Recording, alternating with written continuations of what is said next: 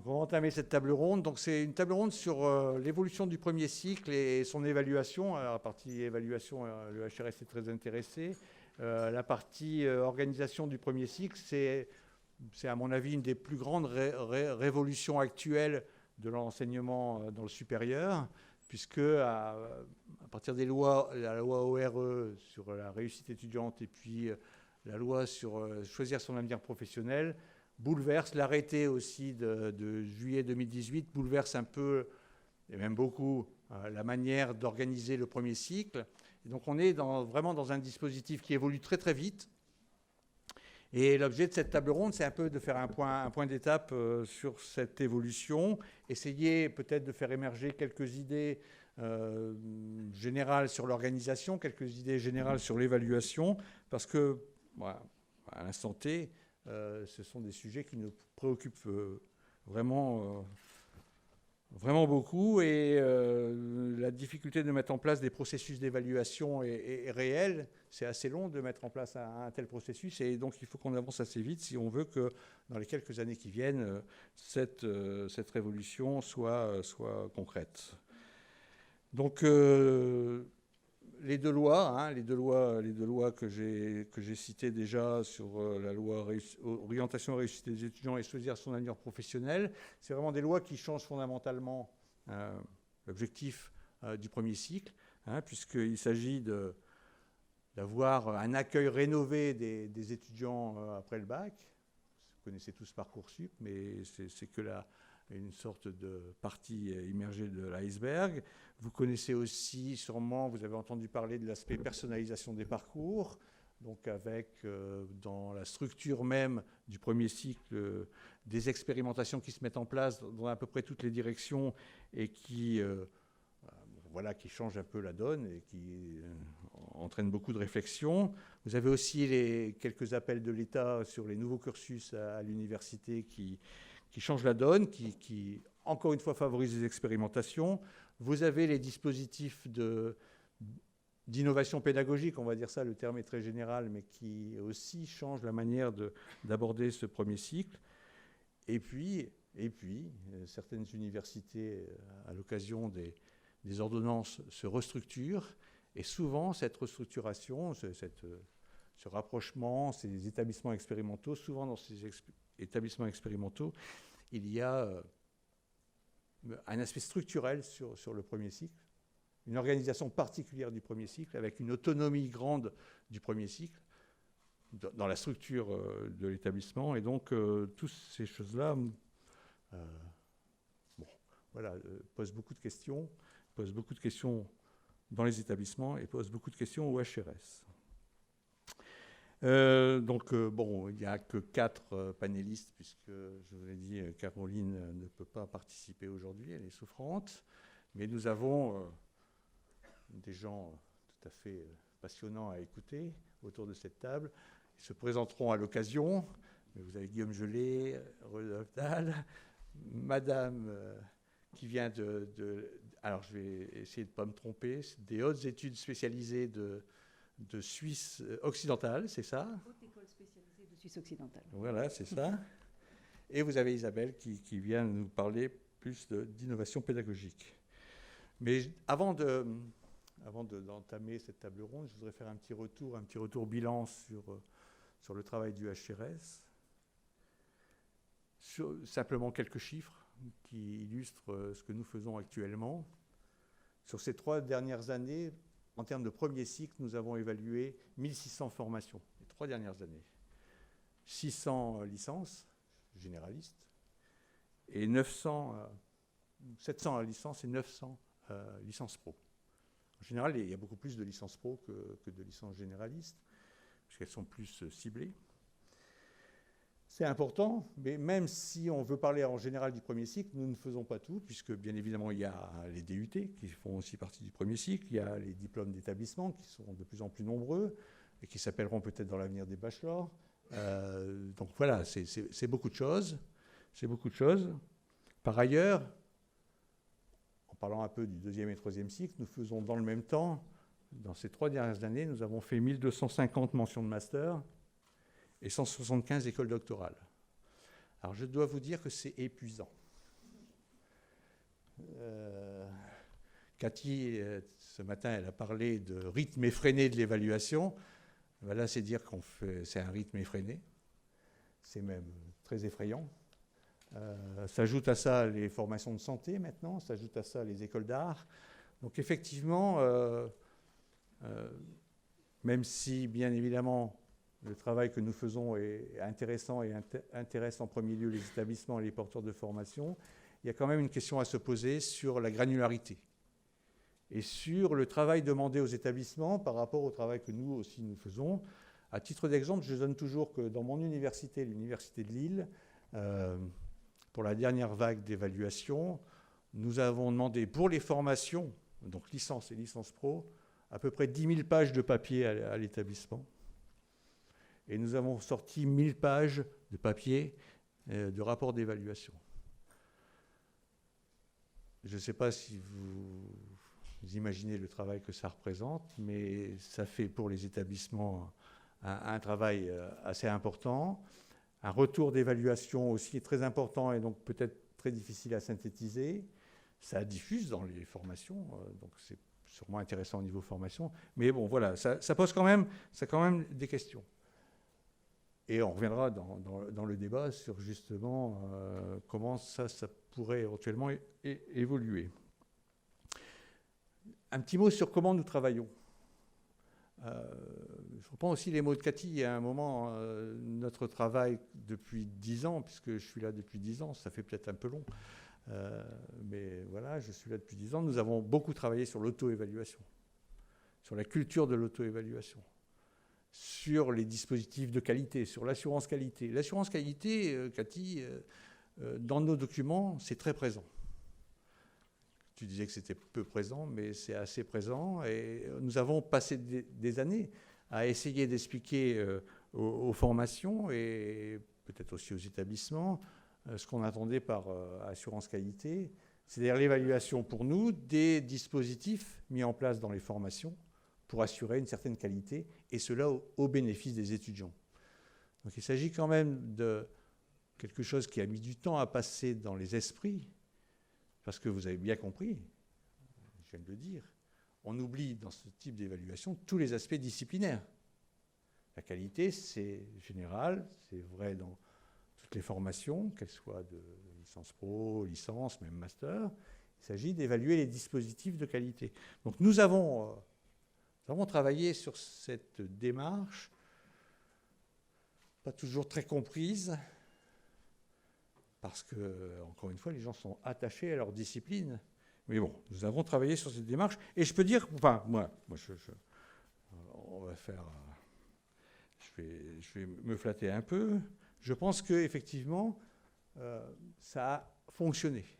La qualité interne des formations s'est améliorée au cours de ces dernières années dans nos établissements.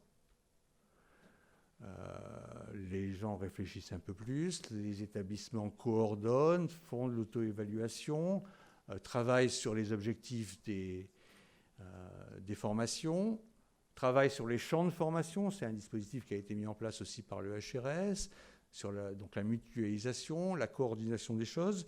Donc cette qualité interne, c'est vraiment, à mon avis, et c'est ce qu'on voit à travers nos évaluations, améliorées. Ce n'est pas que le HRS qui a entraîné cette amélioration. Bien évidemment, l'autonomie grandissante des universités et la responsabilisation plus importante des acteurs ont aussi été des facteurs de cette amélioration. Mais cependant, malgré ça, je vais reprendre l'expression de M. Fuchs, quel est le côté sombre malgré cette amélioration de la qualité interne, la qualité externe est restée moyenne. La qualité externe, c'est la satisfaction des étudiants et peut-être des parents d'étudiants, surtout dans le premier cycle. On ne peut pas dire qu'en écoutant un peu la sphère médiatique ou populaire, on ait une vision tout à fait positive des formations à l'université. D'ailleurs, beaucoup de parents se tournent vers d'autres types de formations que les formations universitaires de premier cycle. Et on a essayé, dans mon département, d'analyser un peu pourquoi, vu de l'extérieur, cette qualité qui s'améliore en interne n'a pas aussi eu la même augmentation. Et un possible constat, pour expliquer cela, c'est que le cadre global des formations de premier cycle, mais on pourrait peut-être généraliser, est resté un peu trop rigide, trop centré sur des diplômes nationaux, qui certes apportent la reconnaissance de l'État et aussi la reconnaissance des familles, mais dans un cadre ne favorisant pas les innovations. Alors peut-être le HRS, par son référentiel, a aussi participé à cette rigidité. On nous a souvent attaqué sur les aspects un peu normatifs de nos référentiels. Mais bon, voilà. Je pense que cette rigidité, elle est en train d'exploser avec tout ce qu'on a dit jusque maintenant, avec les appels NCU, avec l'arrêté qui permet des expérimentations, etc. Donc c'est en train d'exploser et c'est une bonne chose, mais ça pose beaucoup de questions. Je ne reviendrai pas sur un constat sur les licences. On sait que dans les universités actuellement, c'est très majoritairement, la licence est très majoritairement faite pour poursuivre en master. La personnalisation, il reste faible. Les cursus peu adaptables en fonction des profils étudiants ou des projets professionnels. La personnalisation des parcours fait peur, c'est clair. Et les dispositifs d'accompagnement ont un impact souvent faible et souvent peu mesuré. Sur les licences pro, là aussi, les licences professionnelles, le besoin d'évolution est net. Ce sont souvent les licences professionnelles des niches. Et c'est très bien. Mais de plus en plus, on trouve des licences professionnelles qui deviennent presque aussi généralistes qu'une licence générale, avec des taux de poursuite importants en master, ce qui n'est pas la vocation d'une licence professionnelle. Donc beaucoup de contradictions dans tout cela, beaucoup de contradictions. On sent un besoin d'ouverture, d'évolution, d'expérimentation. Et le HRS dans cette histoire, eh bien, se trouve aussi à la croisée des chemins. Je pense qu'on va vivre dans les années qui viennent et toutes les années qui viennent une grande modification du processus d'évaluation des formations par le HRS, parce que c'est plus possible d'en faire 6000 à la suite, très diverses, avec des objectifs de formation très divers entre un diplôme de grade de master dans une école d'art et une formation généraliste dans une université. Il n'y a pas grand-chose à faire, pas grand-chose à mutualiser, donc il faut pouvoir s'adapter. Donc tout ça montre qu'on a besoin d'évoluer, les choses bougent vite. Je pense que les panélistes reviendront là-dessus, il y a beaucoup de choses qui se passent dans les universités. Donc, nous devons bouger aussi. J'attends beaucoup de cette table ronde. On verra ce qu'il en sortira. Mais on organisera aussi le débat avec la salle si vous avez des questions. Le débat sera organisé en 2 questions. Alors, moi, je vais laisser les panélistes répondre comme ils le souhaitent, bien évidemment. Je ne leur impose rien. Mais par contre, il y a 2 questions principales. La première est quelle organisation nous souhaitons pour le premier cycle, nous, universitaires, nous, acteurs de l'enseignement supérieur. Et la deuxième question, je vais laisser la parole aux membres de la table ronde. La deuxième question, c'est quelle évaluation interne et externe souhaitons-nous pour ce premier cycle dans les toutes prochaines années. Donc, je vais commencer, je vais laisser la parole d'abord à Guillaume Gelé, qui a de multiples casquettes et qui peut-être les utilisera à bon escient pour nous parler de cet ensemble de problèmes. Vas-y Guillaume, à toi. Merci Jean-Marc, bonjour à toutes et à tous. Donc oui, peut-être déjà partager un constat. Donc tu as parlé dans ton introduction de bouleversement, du premier cycle bouleversé. Moi, je pense qu'on peut même encore aller un petit peu plus loin. C'est une véritable révolution donc, du premier cycle. Je pense qu'il n'y a jamais eu autant de réformes qui ont eu le même impact sur un cycle universitaire. On peut peut-être donc se les remémorer, donc, mais évidemment la loi orientation réussite des étudiants, donc, qui a été un petit peu le déclencheur là-dessus. À ce sujet, peut-être bien avoir en ligne de mire que cette loi, donc, elle est aussi dans la continuité de ce qui est fait sur la réforme du lycée actuellement. Et donc, en fait, il y aura vraisemblablement une phase 2 dans la mise en œuvre de la loi ORE qui interviendra donc, à partir de 2021. Nous sommes actuellement en train de discuter de la réforme sur l'accès aux études donc de santé, qui va impacter fortement le premier cycle par 3 types de dispositifs. Bien sûr, ce qui va se substituer à la PACES, mais surtout un dispositif intégré à des licences, et puis un dispositif qui va pouvoir être intégré en fait à l'universitarisation des formations paramédicales notamment, donc qui intègre elle aussi ce cadre du premier cycle universitaire rénové. À ça, on peut ajouter la réforme en cours de discussion sur la professionnalisation, avec un certain nombre de dispositions qui ont déjà été annoncées donc par la ministre, comme l'assouplissement donc des licences professionnelles, des sujets qui sont encore en discussion concernant les évolutions du DUT, et puis un impact donc important donc, de la loi sur la liberté de choisir son avenir professionnel, donc, qui concerne le financement de la formation professionnelle et donc l'organisation du premier cycle s'il veut être éligible aussi à un certain nombre de financements. Donc en fait, on voit bien que si on regarde un petit peu rétrospectivement dans le passé, s'il y a déjà eu des mouvements de fond aussi forts sur le premier cycle universitaire, je ne pense pas. Donc voilà, alors ça évidemment, pour le moment on est dans une période qui est celle d'un bouleversement un petit peu justement, puisqu'on n'a pas encore réussi à revenir sur un régime qui est complètement stabilisé. Les réformes sont en train de se mettre en place. Donc on est en train de regarder un petit peu voilà, comment on peut procéder.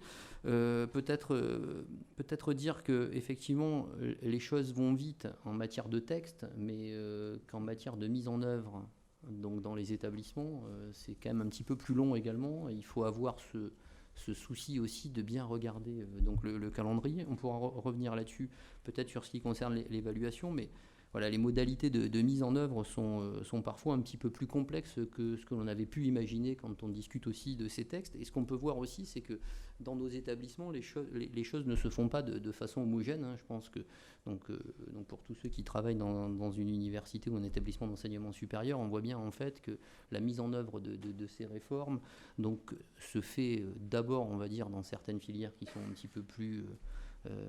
on va dire, amène de mettre en œuvre ces choses-là. On regarde un petit peu ce que ça produit, et puis après, il y a un effet, on va dire, donc positif qui peut s'opérer sur d'autres formations. A contrario, il peut y avoir aussi des effets négatifs. Donc tout ça est quand même aussi extrêmement complexe, il faut l'avoir en tête.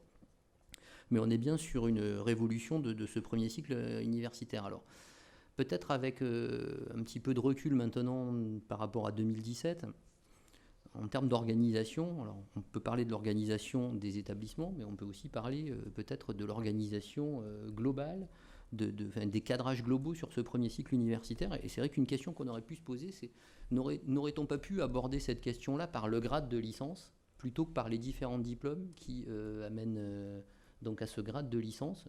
C'est une question qu'on peut se poser maintenant, a posteriori. Alors il faut bien effectivement commencer par quelque chose, mais lors des discussions concernant la loi sur l'orientation et la réussite des étudiants, il y avait différents groupes de travail, et c'est vrai que dans les groupes de travail donc, ont souvent été abordées cette question. Travaille-t-on sur un texte, donc sur un arrêté d'un diplôme de licence, ou travaille-t-on sur le grade de licence? Les choix ont été faits donc d'être sur le diplôme à un moment donné, mais c'est vrai qu'on voit que maintenant, peut-être que ça aurait pu être conduit de façon différente. Alors, est-ce que ça aurait été plus simple? Je n'en suis pas forcément sûr, mais il faut quand même rajouter à ça la question de la délivrance du grade de licence pour un certain nombre de bachelors qui interviennent, et on voit qu'on aurait eu peut-être un cadre un peu homogène. Mais il s'agit bien donc d'une révolution du premier cycle universitaire. Alors, cette révolution du premier cycle universitaire, elle engendre un certain nombre de bouleversements. Donc on peut notamment parler à celui de la question de l'orientation. Et celui de l'orientation va devenir maintenant un point crucial. Alors, en termes de financement, on pourra revenir dessus, mais moi, j'ai par exemple, cet été appris, alors peut-être que vous le savez depuis longtemps, et moi, j'ai cet été appris qu'il existait des coachs pour Parcoursup. Donc, c'est un nouveau métier. Donc, comme quoi, on crée des emplois, hein, on va dire. On crée des emplois avec ce type de réforme, mais voilà. Alors, je connaissais les coachs pour l'accompagnement dans les études de santé, donc qui sont extrêmement contraignantes, mais je ne connaissais pas du tout le coach pour Parcoursup. Ce qui veut dire quand même qu'on voit qu'il y a quand même une question à un moment donné d'accompagnement donc des familles, d'accompagnement des lycéens, bien en amont, et c'est en fait ce que vise à faire un certain nombre de dispositions, dont notamment les programmes du PIA sur les territoires d'innovation pédagogique, notamment. Mais je pense qu'il faudra qu'on soit extrêmement attentif, parce que les établissements ne peuvent pas être indifférents donc, à ce qui se passe, donc bien évidemment en amont donc de l'accès au premier cycle universitaire. Donc ça, c'est un premier point. Alors tu as parlé de l'organisation, c'est un point organisationnel, parce que je pense qu'il doit y avoir une homogénéité par contre à ce niveau-là, du moins dans ce que proposent les établissements, une homogénéité interne à un établissement.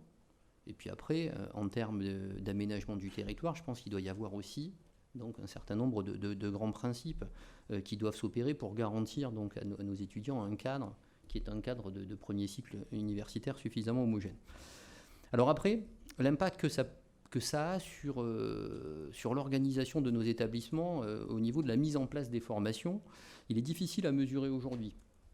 Il est difficile à mesurer aujourd'hui, mais une chose qu'on peut déjà facilement anticiper, c'est que la mise en œuvre de la future réforme de l'accès aux études médicales donc, oblige donc, à ce que les formations du premier cycle universitaire travaillent ensemble, communiquent beaucoup plus, donc, et même des jurys communs, etc. Donc on voit bien qu'on va avoir un rapprochement donc, dans le fonctionnement en fait, d'un certain nombre de formations qui sont intégrées à un premier cycle universitaire. Alors là, ça concerne la partie sur la santé. Je pense que ça va conserver aussi la partie sur la professionnalisation et notamment le lien entre les composantes et les IUT, notamment les composantes UFR et les IUT, et la mise en place des différentes passerelles, les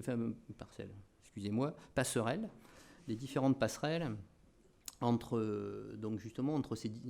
ces cursus. Alors c'est tout l'objet des discussions qu'on a eues avec Rodolphe et puis qu'on continue à avoir avec la DIUT maintenant pour essayer de tomber un petit peu d'accord donc, sur cette réforme donc, du DUT qui est en cours de discussion. Mais bien évidemment, ça va nécessiter un travail d'équipe pédagogique donc beaucoup plus, on va dire, large et englobant plusieurs diplômes, vraisemblablement. Je pense que la question sur la formation professionnelle va aussi nous amener complètement à revoir nos partenariats donc avec les milieux socio-économiques et à revoir l'organisation de nos établissements. Donc, puisque nous n'aurons pas, comme ça l'est à l'heure actuelle, on va dire la question des formations en lien avec les entreprises et puis la question de la recherche et puis peut-être d'autres questions. On va voir que quand on aura un partenaire et qu'on devra le convaincre de financer un établissement, il regardera donc si ça se passe bien quand il travaille dans un volet formation, si ça se passe bien quand il travaille dans un volet recherche, etc. Mais il s'agit d'établissement à établissement. Là. Donc on n'est plus sur donc une question, on va dire, de relation entre un responsable de diplôme donc, et une entreprise. Donc ça va aussi changer l'organisation. Donc toutes ces mesures, en fait, vont vraiment avoir un impact important. Alors la question qui se pose derrière ça, c'est comment les mettre en œuvre donc, dans un délai, donc, on va dire, raisonnable, et quel impact ça a sur le financement des établissements. Alors ça, évidemment, un représentant de la CPU est bien obligé à un moment donné de parler de moyens. Hein. Donc il y a deux mots-clés hein, quand on est à la CPU. Il y a l'autonomie des établissements et puis il y a le financement des établissements. Donc je vais passer à celui sur le financement des établissements. Donc voilà, donc il faut s'interroger sur la façon dont on arrive à mettre en place ces mesures. Donc dans peut-être un dialogue avec l'État notamment, qui est un peu rénové. Alors on a la question de la subvention pour charge de service public et de son calcul. Donc, je sais qu'il y a des réflexions qui sont à l'heure actuelle là-dessus, donc on verra où ça conduit. On a la question des programmes d'investissement d'avenir, donc, mais qui ne concernent qu'une partie donc, des établissements. On a la question du dialogue de gestion stratégique, donc qui devrait être élargi à l'ensemble des établissements, qui peut être un lieu où on fixe pour chaque établissement un calendrier avec un certain nombre d'objectifs et puis qu'on essaye d'avancer là-dessus. Et puis on a la question des appels à manifestation d'intérêt peut-être pour disséminer un petit peu ce qui se fait à certains endroits et arriver un petit peu à essaimer là-dessus. Alors dans tout ça, on voit que le point, on va dire, le point focal, et c'est bien heureux, c'est bien l'étudiant. Et ça réinterroge la place de l'étudiant dans l'ensemble de notre processus de formation. Je pense que jusqu'à, on va dire, toutes ces réformes, même si dans certaines composantes de nos universités, donc c'était un petit peu moins le cas, on va dire, l'étudiant subissait plutôt ses études qu'en était acteur. Là, ça ne peut plus être le cas. Et donc, on replace l'étudiant au cœur d'un dispositif d'orientation, au cœur d'un dispositif d'études.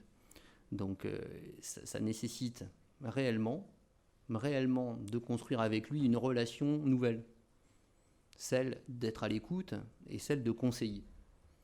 Et ça aussi, c'est un point dans l'organisation de nos établissements qui n'est pas forcément familier donc à l'ensemble des équipes pédagogiques qui gèrent l'ensemble des diplômes.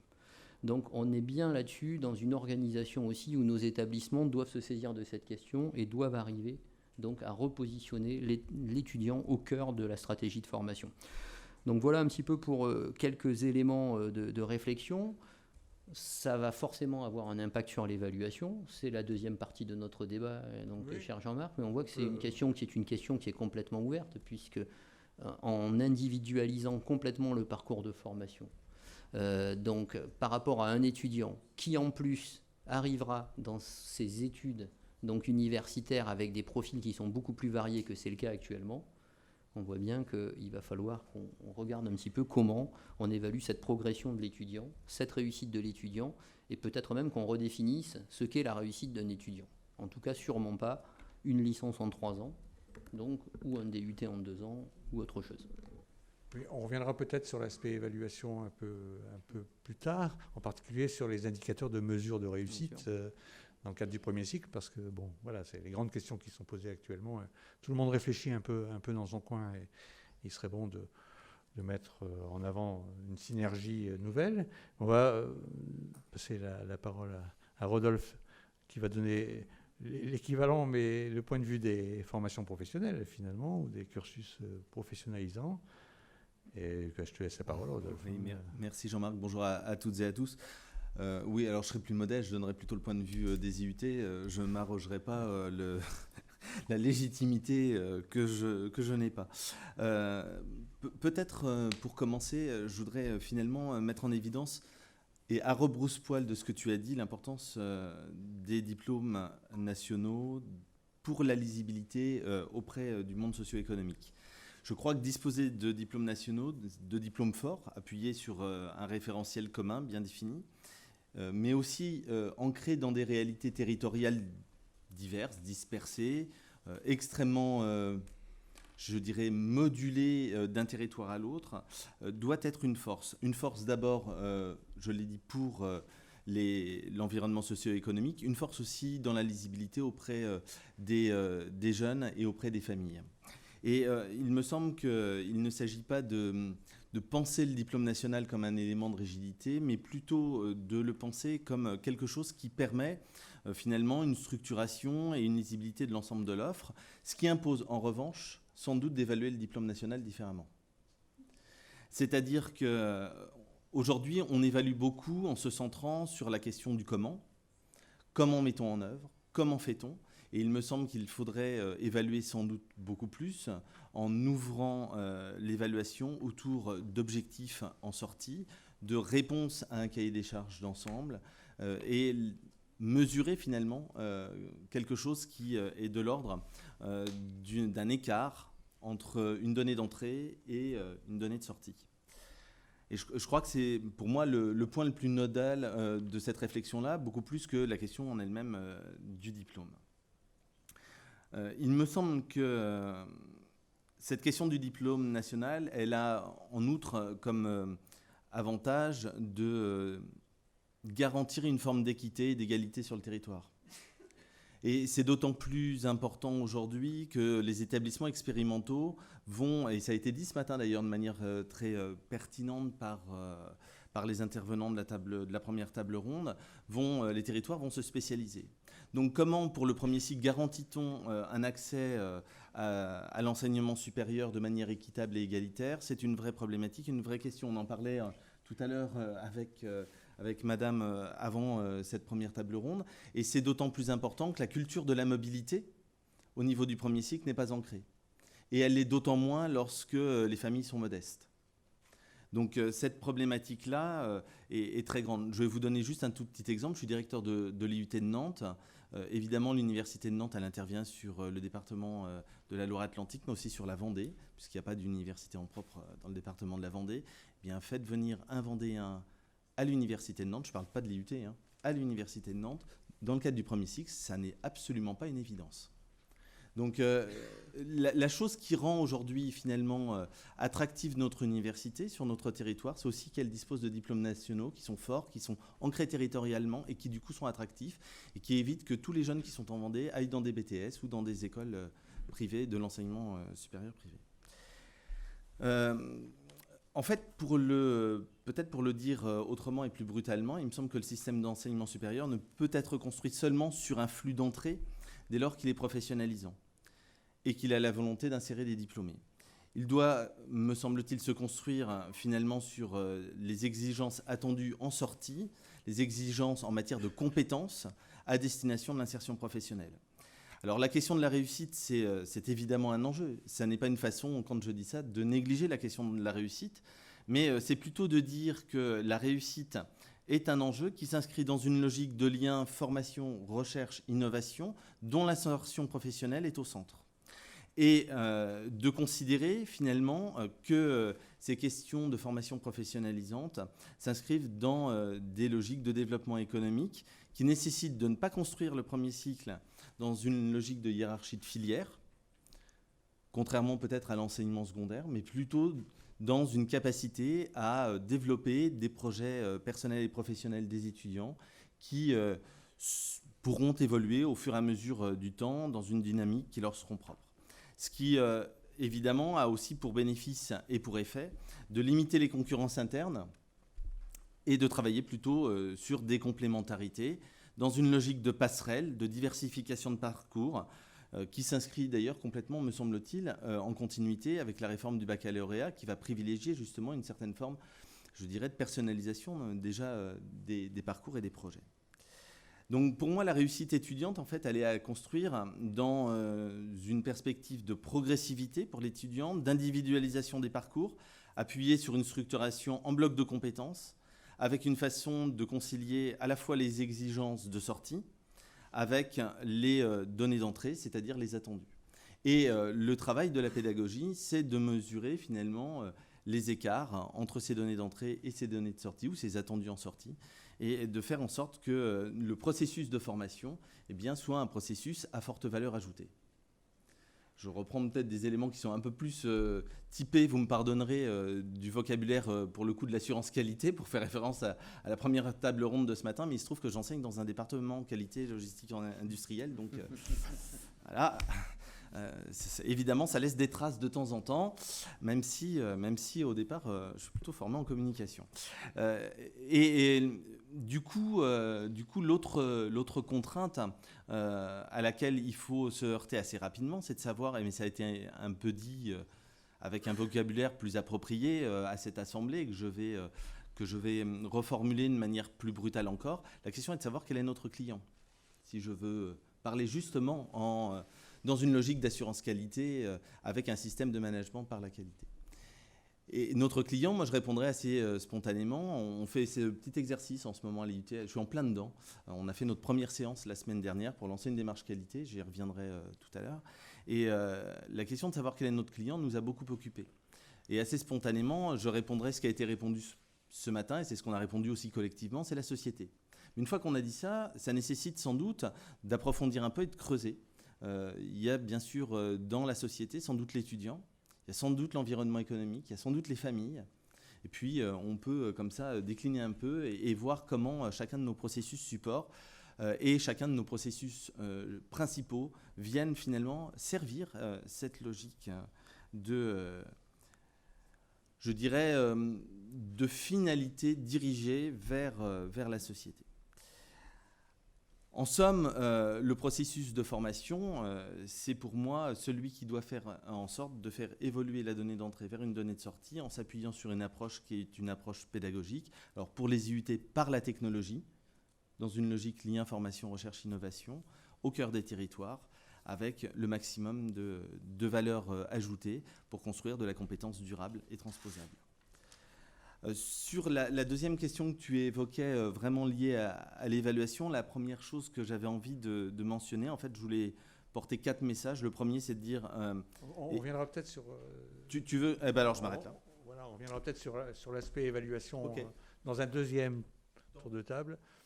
Et on va laisser plutôt Geneviève nous parler de Suisse. Et de comment, quelle est la vision premier cycle, justement, dans ces autres écoles spécialisées? Alors, bonjour à toutes et à tous. Effectivement, on m'a demandé de venir vous parler un petit peu de ce qui se passe en Suisse, mais à vous entendre, j'ai l'impression que c'est tellement différent que je ne sais pas si ça va vous être d'une quelconque utilité. Mais je vais quand même vous dire un petit peu comment... disons quel est le paysage suisse de l'enseignement supérieur et puis ces formations professionnalisantes, comment est-ce que ça s'inscrit là-dedans. Je ne sais pas quel est votre degré de connaissance de ce qui se passe chez nous, donc peut-être que ce sera un petit peu de la répétition, mais je n'en sais rien. Non, tu peux y aller. Ok, d'accord.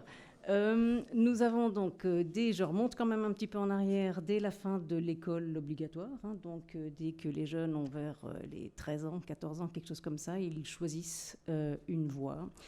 On est vraiment après dans un système dual d'enseignement en Suisse où soit les jeunes vont vers une voie qu'on appellerait ici une voie baccalauréat, que nous c'est une voie vers la maturité gymnasiale qui après est la porte d'entrée royale vers les universités cantonales. Nous avons 10 universités cantonales ou bien les 2 écoles polytechniques fédérales.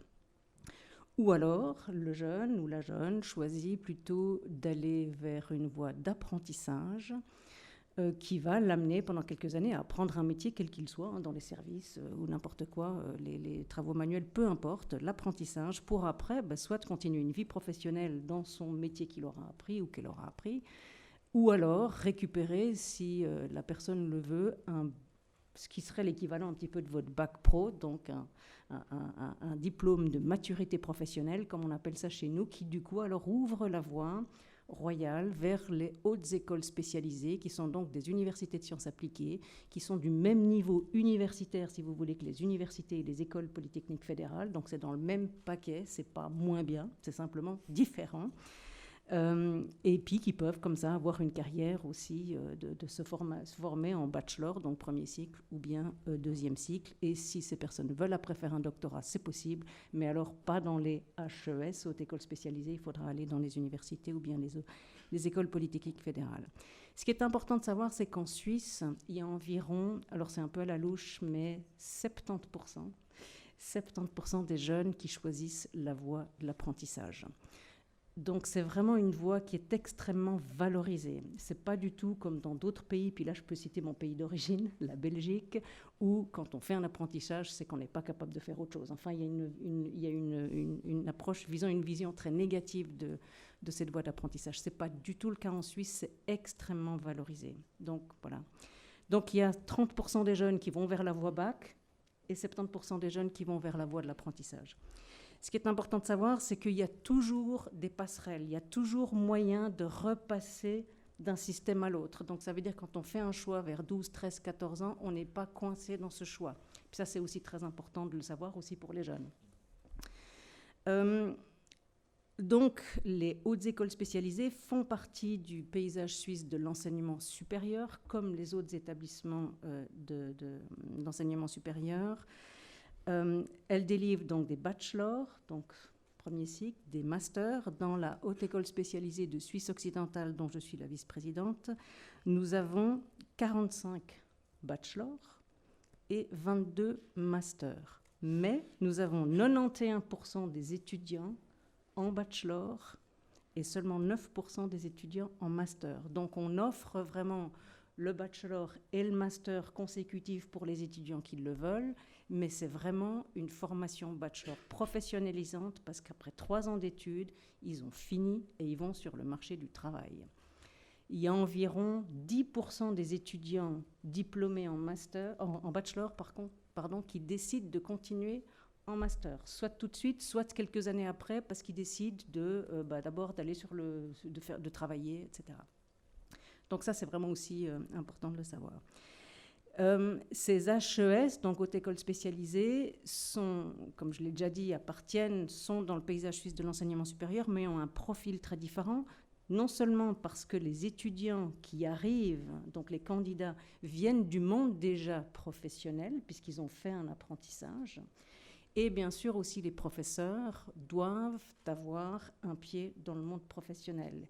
Les gens qui sont nommés professeurs ordinaires ou bien professeurs assistants, ils doivent avoir soit un doctorat, soit une expérience de recherche jugée équivalente, mais ils ne sont pas obligés sortir de grandes écoles avec un doctorat, et ils sont obligés d'avoir au moins 5 ans d'expérience professionnelle. C'est un must. Donc c'est au niveau non seulement des étudiants, mais aussi du corps professoral que le profil est très différent. Voilà, donc ça c'est un petit peu comment ça fonctionne chez nous. Donc c'est vrai que plutôt que d'essayer de réformer un premier cycle qui irait pour tout le monde, nous en fait on a des établissements d'enseignement supérieur d'une même valeur mais de profils très différents. Puis ça c'est un petit peu la réponse qu'on donne. Et puis Michel, tu me disais tout à l'heure, mais il y a beaucoup de problèmes justement en France, de taux d'échec, etc. Mais c'est vrai que c'est moins un problème chez nous. C'est pas du tout. Dans nos hautes écoles spécialisées, le taux d'échec, il est à 10% en première année, quelque chose comme ça, pas beaucoup plus. Donc on est vraiment un petit peu dans des situations qui sont tellement différentes que je ne sais pas comment ce que je peux vous dire va contribuer à vos réflexions. Non, mais je pense que c'est déjà très intéressant d'avoir cette vision qui est quand même très éloignée de la nôtre en France, mais qui peut donner des idées aussi. Oui. Voilà. Et sur l'aspect qualité, puisque comme tu es vice-président de qualité dans cette HES, ton poste, il est défini comment qu'est-ce que tu apportes? Bon, alors déjà aussi en Suisse, de nouveau, l'approche est un petit peu différente. On est complètement dans l'approche institutionnelle. Donc ça veut dire que pour faire partie de ce club des établissements d'enseignement supérieur reconnus par la Confédération suisse, il faut se faire accréditer. Donc chaque institution doit se faire accréditer, mais c'est tout. À part ça, on a cette procédure d'accréditation tous les 7 ans. Après ça, c'est nous qui devons simplement démontrer que nous pouvons assurer la qualité de nos missions. Donc, bien sûr, on doit rendre des comptes sur la qualité de notre enseignement, la qualité de notre recherche, etc. Alors, ce que nous, on a fait, mais c'était notre choix institutionnel en interne, nous avons développé un dispositif d'évaluation de nos filières d'études, mais on l'a fait entre nous, avec les critères d'évaluation qui nous intéressent, avec bien sûr aussi une évaluation externe avec des experts qui viennent, etc. On s'est fait une petite mini-agence, si tu veux, à l'intérieur de notre... Mais c'est nous qui sommes libres de le faire, et puis on doit simplement pouvoir démontrer aux autorités fédérales qu'on est en mesure d'assurer la qualité de nos missions académiques. Merci. On va passer... c'était très intéressant. Hein. On rebondira sur l'aspect évaluation dans un deuxième tour. Isabelle, je te laisse te présenter, et puis sur les aspects plutôt innovation, pédagogie, etc. Là aussi, il y a une révolution en cours sur le premier cycle. Isabelle, je te laisse la parole. Merci. Merci beaucoup de l'invitation, d'ailleurs. Le décor a déjà été extrêmement bien planté par à la fois Jean-Marc, Guillaume Gelé, Rodolphe Dahl, donc je ne sais pas trop exactement comment je peux rajouter mon grain de sel. Je peux essayer de prendre la question en fait que tu nous posais au départ. D'abord en redémarrant par la réussite étudiante et par la complexité de cette notion en fait et de la définition qu'on peut avoir envie de lui donner. Mais en fait, on sait aussi qu'il y a eu pas mal de travaux de recherche sur la question, sur les déterminants de la réussite étudiante. On les connaît globalement aujourd'hui, depuis les années 90, avec des facteurs qui sont qui peuvent être très fortement liées au passé scolaire de l'étudiant, donc à ses capacités méthodologiques, en tout cas dans les premières années d'enseignement supérieur, mais aussi on sait l'importance du niveau de ressources des étudiants, pour certains l'obligation d'avoir une activité salariée qui va être significative, et en fonction de ce taux de salariat, on sait à peu près à quel degré ça devient pénalisant potentiellement. Et puis dans les dernières études, les dernières recherches sur la question de la réussite étudiante, on voit de plus en plus une inflexion sur les problématiques de motivation des étudiants, mais aussi sur les problématiques de peut-être modalités pédagogiques, enfin mode d'interaction entre les enseignants et les étudiants, ce qui est donc quelque chose qui apparaît plus récemment en fait comme questionnement. Et donc si on essaie de croiser tout ça avec la problématique de l'évolution et du chantier du premier cycle aujourd'hui sur donc ce questionnement par rapport au diplôme, par rapport à l'hétérogénéité du public, moi mon sentiment c'est qu'on a donc en fait plein de sujets à attaquer simultanément pour ne pas retomber dans peut-être ce qu'on a vécu avec le plan réussite en licence, c'est-à-dire beaucoup d'efforts, beaucoup d'investissements, beaucoup d'argent et des effets limités sur l'évolution des taux de réussite. Donc si on identifie l'ensemble des déterminants de la réussite étudiante, l'ensemble des degrés de liberté qui nous sont effectivement donnés par le contexte, avec les deux lois dont on a parlé, avec l'arrêté licence, qui effectivement fait tomber peut-être un certain nombre de rigidités dont parlait Jean-Marc, il faut que dans les établissements, on aborde cette question de la transformation du premier cycle, avec en visée la réussite étudiante notamment, mais en cherchant à attaquer le problème de façon un peu systémique et coordonnée sur différents sujets.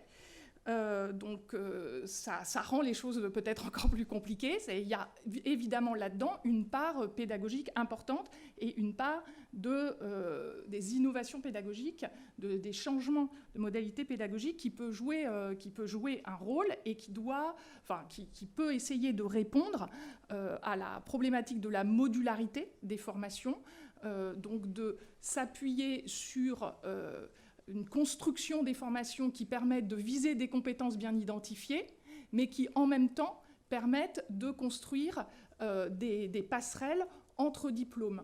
Donc moi je suis aussi convaincue que la place des diplômes est importante, qu'il faut effectivement les lire à la fois en tant que progression de parcours, bien construite, dans une cohérence construite pour un étudiant qui va quelque part être bien adapté d'emblée, mais il faut aussi qu'on réussisse à développer donc, ce système de passerelle entre diplômes.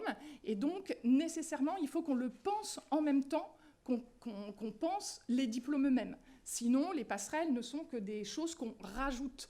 Et à ce moment-là, on connaît ce système et on sait qu'il ne fonctionne pas très bien. Donc, on a une sorte de structure un peu matricielle à construire. L'idée étant de ne pas voir les diplômes en eux-mêmes comme des silos, enfin en tout cas de ne pas voir le parcours de l'étudiant comme un silo. On connaît tous aujourd'hui des parcours d'étudiants qui arrivent rentrent en licence et quelque part l'étudiant est un peu condamné à sortir avec une licence. Il va avoir du mal à trouver une orientation qui pourrait mieux lui convenir. Donc c'est dans cette idée-là qu'il y a une nécessité de construire ces passerelles et forcément de l'accompagner d'un accompagnement très fort des étudiants pour que ça puisse être compris, et ce qui veut dire aussi une transformation du rôle de l'enseignant-chercheur, mais aussi son association à d'autres métiers dans l'université.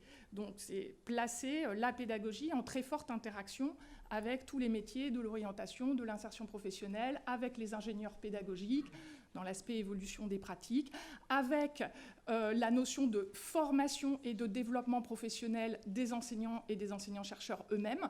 Donc la problématique, elle devient très large à l'intérieur de l'établissement, en touchant des domaines qui vont, à partir de la pédagogie et de la réussite étudiante, questionner tous les mécanismes jusqu'à la formation des personnels. Donc une des façons qu'on a essayé de développer au travers du projet Paris-Saclay, qui va vraiment démarrer pour les formations à la rentrée 2020, c'est de s'emparer en particulier de l'ordonnance et de la possibilité d'avoir des composantes accréditées à délivrer des diplômes, et donc en créant une composante de coordination, qui est une composante qu'on va appeler l'école universitaire de premier cycle Paris-Saclay, sur laquelle on espère obtenir l'accréditation à délivrer les diplômes de type premier cycle, licence pro, DUT, et puis s'y adjoindront des diplômes d'université, etc. Mais donc une structure qui va être un peu le pilote de ces problématiques de passerelle entre diplômes notamment, et puis aussi de vision partagée de la réussite étudiante. Donc l'idée, ce serait, par rapport à toutes les questions que ça ouvre, de travailler sur des notions de schéma directeur de la réussite étudiante, par exemple. C'est aussi un sujet qui avait été travaillé, il me semble, dans le cadre d'un hackathon du ministère. On avait travaillé sur ce genre de schéma directeur. Donc voilà, c'est un peu, si on se place plus du point de vue de la transformation pédagogique, des innovations pédagogiques, tout en essayant de répondre à toutes les problématiques qui ont été posées, on voit que si on part sur cet aspect passerelle, construction modulaire des formations, ce qui impose aussi décloisonnement quelque part entre les métiers à l'intérieur de l'université. Voilà, et tout ça dans l'objectif de la réussite étudiante. Donc c'est une révolution, mais c'est une révolution au long cours. Et un gros point d'attention qui apparaît aussi, c'est la nécessité de regarder au-delà, à l'extérieur de l'établissement, bien sûr, par rapport aux partenaires, au monde socio-économique, mais aussi à d'autres structures de l'enseignement supérieur. Donc il y a aussi la question de, si on cherche à résoudre la question de la réussite étudiante et de la poursuite post-bac, il faut aussi ouvrir les discussions quelque part au-delà de l'université. Donc université, classe préparatoire, BTS. Donc il y a aussi ces questions-là qui sont forcément ouvertes pour avancer. Et comment c'est ressenti par les enseignants-chercheurs de cette structuration nouvelle? Donc les composantes UFR et IUT continuent bien entendu à exister, à être les opérateurs, à être des acteurs politiques de ce qui va se construire. Je pense que tout le monde y voit une opportunité. C'est associé avec aussi un positionnement de soutien à cette école universitaire de premier cycle au sein de l'université Paris-Saclay. Donc c'est aussi une façon de répondre à la complexité qui apparaît du schéma qu'on a vu tout à l'heure, avec énormément de réformes sur plusieurs domaines de l'enseignement supérieur, énormément de réformes en parallèle. Donc quelque part, il faut qu'on démontre, qu'on fasse la preuve de l'efficience d'une structure comme ça, mais l'objectif, c'est bien de donner du sens pour tout le monde, et en particulier pour les étudiants, mais aussi pour les enseignants et les enseignants-chercheurs dans leur pratique professionnelle. Donc aujourd'hui, on va dire qu'après une période de crainte, on est aujourd'hui dans une attente de nos collègues sur la capacité d'une structure comme ça à apporter de la valeur ajoutée par rapport à ce qu'ils connaissent dans le fonctionnement de leurs composantes et de leurs diplômes. Très bien. On va enchaîner sur un deuxième tour de table, mais j'aimerais avoir votre avis dans ce deuxième tour de table sur... Vous avez, bien sûr pas Geneviève, mais vous avez tous vécu l'évaluation des formations par le HRS, pas les DUT, puisqu'il y a une structure pour l'évaluer, mais vous avez subi cette évaluation aussi. J'aimerais votre retour sur cette évaluation, son utilité, son efficience, comme on vient de dire. Je sais qu'Isabelle, le comité vient dans un mois, quelque chose comme ça, chez toi. Et l'avenir, quoi. Parce que face à tout ce que vous avez dit, face à cette liberté, cette différenciation, quel serait votre souhait en termes d'évaluation? Nous travaillons au HRS sur une procédure nouvelle qui serait plus globale, qui n'irait pas évaluer chaque formation systématiquement chaque fois, mais qui essaierait plutôt de comprendre ce qui se passe dans l'établissement, qui essaierait de mesurer la maîtrise de l'établissement sur son offre de formation. Donc on est à un niveau un peu méta. Qu'est-ce que vous attendez de l'évaluation et quelles idées vous pouvez mettre en avant sur ces évaluations? Guillaume, tu as été évalué il n'y a pas très longtemps. Là. Alors moi j'ai été évalué, j'ai organisé à tes côtés l'évaluation aussi pendant un certain temps, donc on a discuté aussi donc avec des structures internationales un petit peu de tous ces sujets, donc c'est un sujet qui est un sujet passionnant et forcément qu'il faut réinterroger donc par rapport à tout ce que nous venons de dire tous peut-être, mais enfin, moi j'ai trouvé l'intervention de notre collègue suisse extrêmement intéressante, mais je voudrais quand même lui poser juste une petite question. C'est quel est, on va dire, le pourcentage d'une tranche d'âge titulaire d'un bachelor ou d'un diplôme équivalent en Suisse? Parce que nous avons des objectifs en France, c'est 60%. Alors, en plus, ce ne sera jamais ça. Voilà. Ouais. Et donc la question, c'est quel est le rôle du premier cycle universitaire, en fait, en général. Et c'est vrai que c'est un débat qu'on n'a pas posé. Il faudrait peut-être s'interroger sur réellement quel est le rôle du premier cycle universitaire et quelle est la place du diplôme dans tout ça. Et ça interroge quand même aussi sur qu'est-ce que la réussite. Est-ce que la réussite, c'est la réussite à un diplôme ? Ou est-ce que la réussite, c'est la réussite à amorcer une carrière qui sera une carrière favorable pour l'étudiant, etc. Donc ce sont des sujets, à mon avis, qu'il va falloir réinterroger dans toute cette transformation et qu'il va falloir réinterroger sur la partie de l'évaluation également. Mais nous sommes en France très centrés sur le diplôme. Et on le voit dans tous les processus. Et nous avons parlé depuis tout à l'heure de cycles, de grades, et pas tant que ça de diplômes.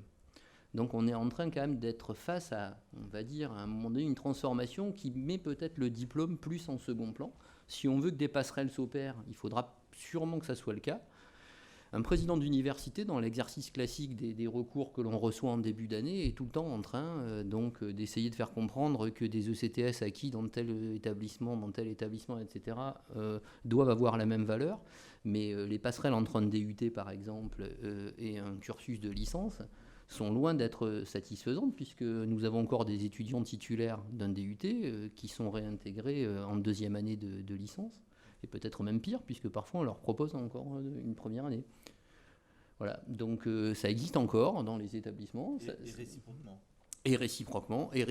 Donc voilà, donc cette question-là, en tout cas des passerelles, elle est extrêmement intéressante, et donc ça m'amène un peu à cette question de l'évaluation. Moi, je crois qu'il y a trois points d'attention dans cette, on va dire, évolution du premier cycle universitaire sur lesquels il faut réfléchir et sur lesquels il faut focaliser l'évaluation. Tout simplement parce qu'on a une granulométrie maintenant qui est celle de l'étudiant et qu'on ne pourra pas évaluer des parcours pour chaque étudiant, y compris si on demande aux établissements de le faire en évaluation interne ou en auto-évaluation, c'est pas quelque chose qui est complètement réaliste. Mais je crois qu'il y a 3 étapes. Il y a une étape majeure qui est l'orientation maintenant. Donc il va falloir réfléchir à comment donc, on évalue ce processus d'orientation qui dépasse l'établissement, puisqu'en fait il va en amont sur tout le second degré, bien évidemment. Après on a le processus de formation. Alors là on peut considérer qu'il y a effectivement les passerelles, donc il y a les découpages de l'offre de formation, les différents diplômes, etc. Mais il va falloir un point d'attention sur les formations, et je crois qu'il y a quand même dans nos établissements on va dire une réussite de la notion de l'auto-évaluation. C'est-à-dire qu'elle a énormément progressé depuis la création donc, de l'ARS et puis après du HCRS. Et cette pratique est en train, on va dire quand même, de se mettre en place dans des conditions assez satisfaisantes, je pense. Et il faut que l'évaluation de ce processus de formation, je pense, qui réellement mobilise l'établissement et ses équipes pédagogiques, fasse une grande place au processus d'auto-évaluation. Et donc une évaluation externe qui soit une évaluation à ce niveau-là, qui soit quand même allégée et plutôt macro. Donc on voit qu'on peut se poser la question de la place du diplôme dans un cycle complet. Peut-être qu'il faut se poser la question de l'évaluation justement des diplômes. Donc comme c'est le cas, pour passer à un niveau, alors je sais que le HRS est déjà penché à un niveau qui est déjà supérieur, mais peut-être le réinterroger dans cet ensemble. Et puis après, il y a la question de la réussite. Et là, moi, j'ai beaucoup apprécié les discussions sur la mesure de la réussite. Donc, je pense que la mesure de la réussite, c'est quelque chose qui doit aller un petit peu plus loin que l'obtention d'un diplôme, qui doit réellement intégrer la notion d'insertion professionnelle ou de poursuite d'études et la notion de qualité de cette insertion professionnelle et de cette poursuite d'études. Et donc là, il faut qu'on soit capable de réimaginer un processus d'évaluation qui replace vraiment l'étudiant, son projet, peut-être en l'accent sur le contrat pédagogique donc de réussite qui a été passé avec l'établissement, mais qui mesure cette réussite. Donc en quelques mots, pour ne pas être très très long, il faut un processus d'évaluation qui soit simple, parce que le paysage est multiple. Il faut qu'il soit moins centré sur le diplôme et beaucoup plus sur le processus de formation au niveau de l'établissement. Et donc là, ce qui est en train d'être mis en place à Paris-Saclay, qui existe aussi donc dans d'autres structures ou qui se mettent en place dans d'autres structures est extrêmement intéressant. Donc en tout cas, on voit qu'on vise à coordonner l'action sur un cycle, donc par un certain nombre d'actions et de structures pour les porter. Et c'est peut-être ça le bon niveau, en tout cas, de l'évaluation. Et puis, donc derrière, voilà, moi je reviens à cette notion parce que j'ai eu du mal, on va dire, à m'en remettre, mais cette notion de coach, comme les coachs sportifs, les coachs Parcoursup, là je pense qu'il va falloir réellement donc, que les établissements donc, travaillent beaucoup sur ce process d'orientation. Et je pense que là, une évaluation un petit peu revisitée de ce qu'est un process d'orientation pourrait également pas mal les aider. Donc voilà pour cette première partie peut-être de l'intervention, pour laisser un petit peu de place aux échanges après, si vous le souhaitez. Oui. Merci. Rodolphe ? Oui, alors je disais tout à l'heure que moi, il me semblait qu'il y avait 4 messages à essayer de porter sur ces aspects-là. D'abord, le premier message, il est lié à ce que tu as dit, c'est-à-dire voilà, comment vous avez vécu l'évaluation HCERS. Alors, mais pour les DUT, justement, on n'est pas concerné. Ce qui est un vrai problème, c'est-à-dire qu'il y a une déconnexion de l'ensemble. Et je pense que la déconnexion de l'ensemble des évaluations est une problématique. Une problématique d'autant plus grande qu'elle renforce la lassitude ou l'évaluation fatigue qui a été mentionnée ce matin pour l'ensemble de nos collègues. Et j'ai envie de dire que cette lassitude risque de se renforcer avec l'introduction de la loi à venir, enfin de la loi pour choisir son avenir professionnel, qui introduit un décret qualité qui va venir mettre de l'évaluation par une autorité externe, un bureau de contrôle, pour le dire clairement, voilà, Veritas ou je ne sais pas quel autre, ce qui est déjà en place pour la formation continue et la formation professionnelle, et en l'occurrence pas avec le même référentiel. Donc ça veut dire que pour une composante comme un IUT à l'intérieur de l'université, il va y avoir une évaluation par les commissions pédagogiques nationales de chacun des DUT, une évaluation par la commission consultative nationale des IUT au niveau du pilotage de l'IUT, une évaluation par le HCERS pour les formations de licence professionnelle, et puis sans doute 2 audits, un pour un label par exemple FCU, et puis un suivant pour le futur label qui correspondra à l'évaluation de l'apprentissage. Je pense qu'il va falloir qu'on recrute des gens. On parlait de modèle économique aussi ce matin, mais je crois que, et tu disais la CPU dit moyen, il arrive parfois que les directeurs des IUT disent avec les présidents d'université moyen en même temps, parce que ça va poser des problématiques aussi organisationnelles.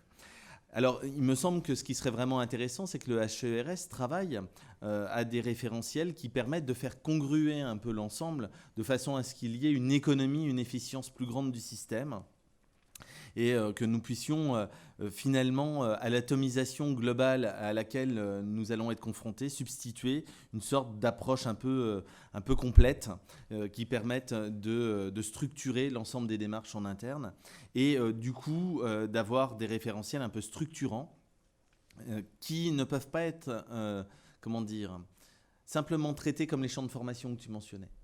Parce qu'en fait, les champs de formation sont des conglomérats et qui peuvent être bien taillés à l'échelle d'un établissement. Ça, il n'y a pas de difficulté, mais qui n'ont pas cette dimension transversale sur une sphère qui est plus externe à l'université. Et ça repose la problématique que j'évoquais tout à l'heure, à savoir de notre client. Quel est notre client ? Et peut-être que dans un processus qualité, il faut qu'on puisse structurer l'ensemble de ces questions. Pour Juste faire un complément sur cette première remarque. La question de l'évaluation en termes de durée doit être aussi posée. Notre collègue suisse disait 7 ans. Moi, je pense que si on a des audits internes avec une vraie démarche qualité, avec une vraie structure, évidemment, on peut peut-être espacer un peu, ce qui permettrait à tout le monde de respirer, aussi bien aux établissements qu'au HERS lui-même. Exactement. C'était pour répondre à ta première remarque d'introduction que je n'avais pas oubliée, que je m'étais gardée dans un coin. L'enjeu, et ça pour moi c'est vraiment le deuxième point que je voulais souligner, c'est de faire finalement de l'évaluation un vrai outil de management des structures universitaires en matière d'assurance qualité interne, d'avoir un vrai levier d'amélioration continue qui se base sur une logique d'évaluation des processus.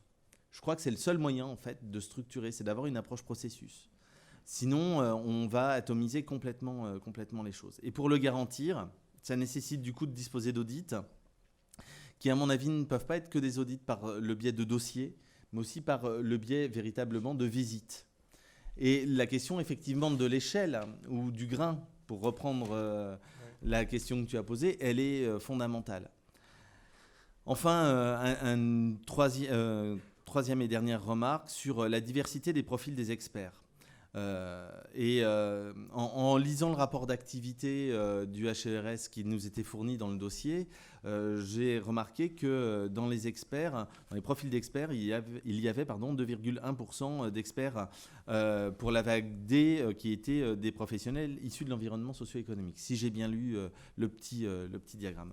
Et je pense que c'est une vraie difficulté, une vraie problématique. Si l'on veut pouvoir arrimer, notamment pour les formations professionnalisantes, ces formations avec une vraie volonté d'insertion professionnelle, alors il faut que l'évaluation elle soit coportée avec l'environnement socio-économique lui-même pour qu'il s'en sente co-responsable, co-participant, et j'ai envie de dire, et les étudiants aussi.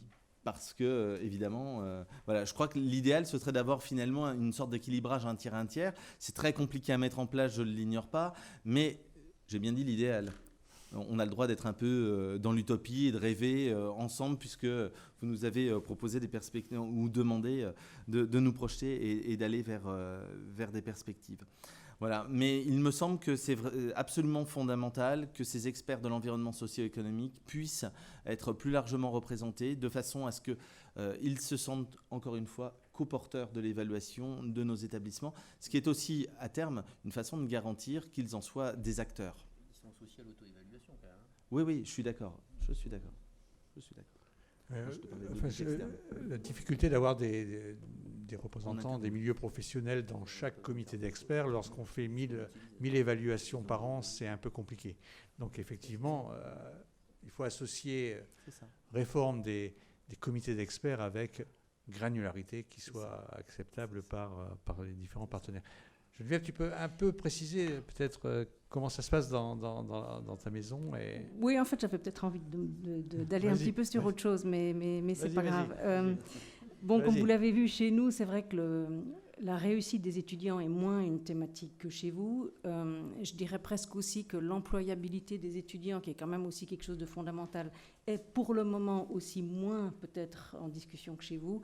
À la HECSO, on a quand même 96% de nos diplômés qui trouvent un job dans la première année après avoir été diplômés. Donc c'est vrai que c'est moins quelque chose...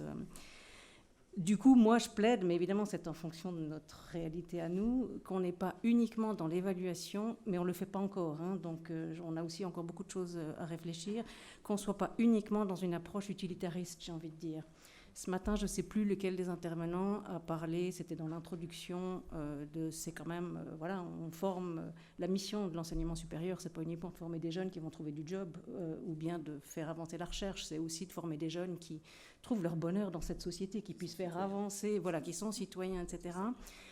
Et puis ça, j'ai l'impression qu'on n'y est pas du tout encore à bien intégrer ces questions-là dans l'évaluation. Alors peut-être qu'on n'est pas mûr, parce que avant de former des étudiants qui soient heureux dans le monde et puis qui puissent être des bons citoyens puis faire avancer les choses, il faut quand même d'abord qu'ils aient un diplôme et puis voilà.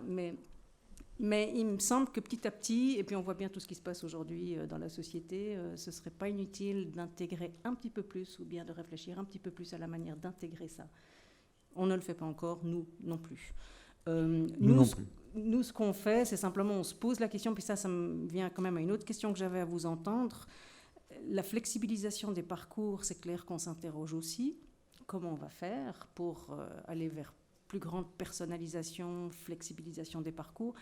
Mais jusqu'où? Pour nous, on réfléchit à ça quand même dans un cadre d'une formation donnée, d'un diplôme donné. Enfin, je veux dire, on est en train de former des infirmiers, ou bien des ingénieurs, ou bien des artistes, des designers, ou etc. Dans ce cas, nous, on réfléchit, je ne sais pas si c'est... Je comprends peut-être pas bien jusqu'où vous voulez aller dans la flexibilisation. Si on va trop loin, on perd en totale lisibilité. Et puis il me semble qu'après ça, il n'y a pas de... Enfin, on est diplômé en quoi? Alors, enfin, voilà. Donc, tant que la flexibilisation, c'est quand même dans un cadre donné, je ne vois pas tellement quelle est la grande question par rapport à l'évaluation. Finalement, continuons à évaluer comme on le fait, alors peut-être avec l'un ou l'autre modèle, peu importe, mais finalement, ce n'est rien d'autre que, on va offrir un diplôme en X. À l'intérieur, on va poser la question à l'établissement, comment vous faites pour justement garantir la qualité de ce diplôme avec toutes les dimensions que ça peut inclure, et aussi du coup on va peut-être rajouter une question sur comment est-ce que vous faites pour favoriser la mobilité interne ou bien la flexibilisation, etc. Mais je dirais c'est peut-être l'un ou l'autre critère à rajouter à des référentiels qui existeraient déjà. Enfin, la flexibilité dans les diplômes ou la personnalisation, il ne s'agit pas de spécialité ou de formations différentes dans le même diplôme. Il s'agit de s'adapter à des profils étudiants différents, ou à des projets professionnels différents. Actuellement, un élément de la réforme de la licence, c'est qu'avant, ça devait se passer en 3 ans. Maintenant, ça ne se passe plus en 3 ans. Oui. Ça se passe en un certain nombre d'années. Qui va être contractualisé avec l'étudiant en début de... Donc, c'est un peu ça. Je veux dire, il y a différents modèles aussi. Je veux dire, par exemple, c'est vrai que chez nous, on a on a différents systèmes. C'est le modèle de soit on fait des études à temps plein, soit à temps partiel. De coup, on peut rallonger justement la durée des études, soit en emploi. Il y a différentes comme ça configurations qui sont possibles. Maintenant, je ne sais pas si ça va dans cette direction-là. Oui, ça. Ouais. Merci. Isabelle, donc toi qui va être évaluée en ce moment, qui est évaluée en ce moment? Nous, ça y est, c'est trop tard si on veut se rattraper. Donc, si c'est très mauvais, comme ça, je retourne à mon jardin. Et, voilà. Pour reprendre peut-être juste quelques éléments sur ta question finalement, comment on vit l'évaluation, je rejoins plein de choses qui ont été dites avant sur le côté fatigue, etc. Sur parfois... En fait, bien sûr, à l'intérieur de l'établissement, l'évaluation, c'est aussi une opportunité. Enfin, l'auto-évaluation et l'évaluation, c'est une opportunité, ça a été dit, c'est un levier, donc il y a une forme d'espoir. Et puis, il y a une forme de déception, parce que forcément, dans ce qu'on lit, le ressenti des experts nous paraît partiel ou polarisé, ou parfois un petit peu rigidifié dans des grilles très, très homogènes d'un diplôme à un autre, alors qu'il y a une diversité de diplômes, d'histoires, etc., que finalement, en bilan, on se dit, c'est nous qui n'avons pas su, dans notre auto-évaluation, rendre compte de peut-être ces spécificités-là. Donc, est-ce que c'est parce que les indicateurs n'étaient pas adaptés, parce qu'ils sont un peu peut-être normatifs en eux-mêmes, ou peut-être qu'on a à progresser sur, effectivement, le mécanisme de l'auto-évaluation. Et puis, dans les éléments de fatigue qui sont sous-jacents à la préparation des auto-évaluations et à tout ce processus qui n'a pas du tout été dit, c'est que oui, on doit produire des indicateurs, mais produire des indicateurs, ça veut dire des systèmes d'information bien solides. Et on est, je ne sais pas comment c'est ailleurs, mais en tout cas, pour ce que je connais, on a des marges de progression. Donc, on a des marges de progression et vraiment, c'est la question des systèmes d'information qui ne sont pas non plus des questions du coup propres à un établissement, parce que dans les universités, on est dans une forme de coordination des outils, du système d'information. C'est une vraie difficulté. Et c'est une difficulté, à nouveau, ça rejaillit sur l'organisation de l'établissement, ça rejaillit sur ses moyens, humain et financier, parce que transformer un système d'information, ça coûte très cher.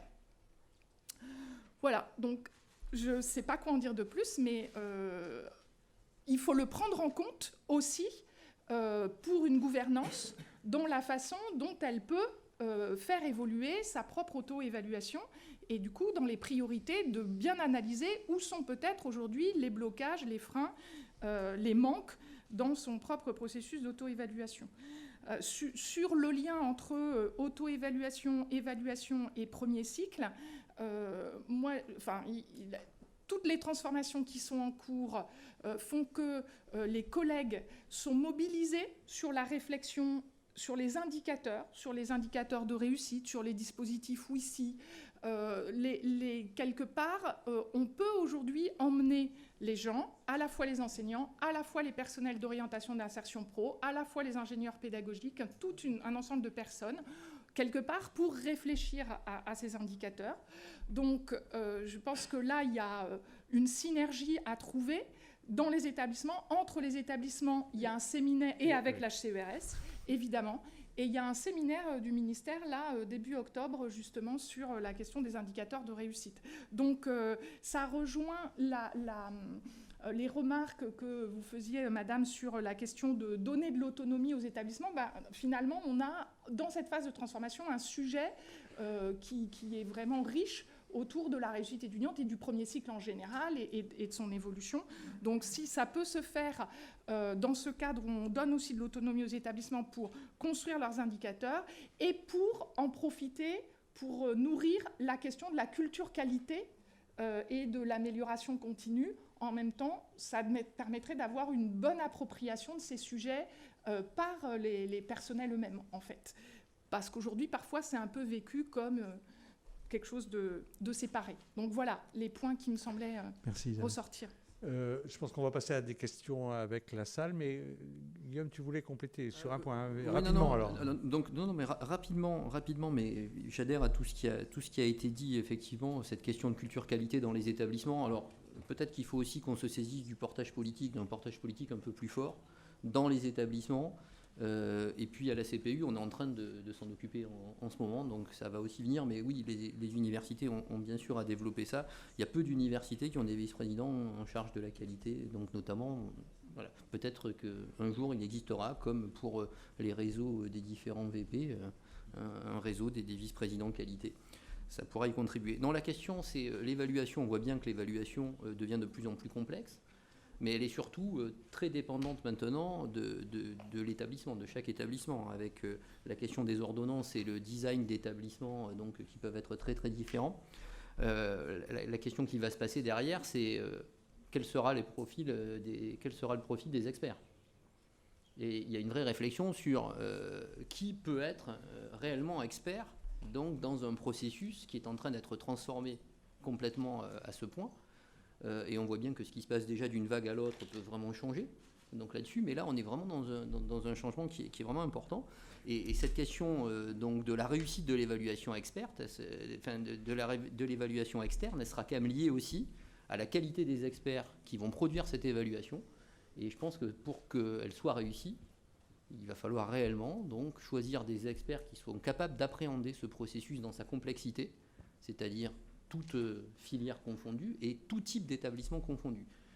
Alors la question, c'est, on a vu que donc toutes ces réformes produisent des emplois, donc j'allais dire en rigolant des experts professionnels, donc peut-être pas, mais sur un temps, peut-être que sur un temps défini, il faudra peut-être des experts effectivement qui sont entièrement mobilisés sur ces questions, ou du moins à temps partiel, mais pas de façon ponctuelle.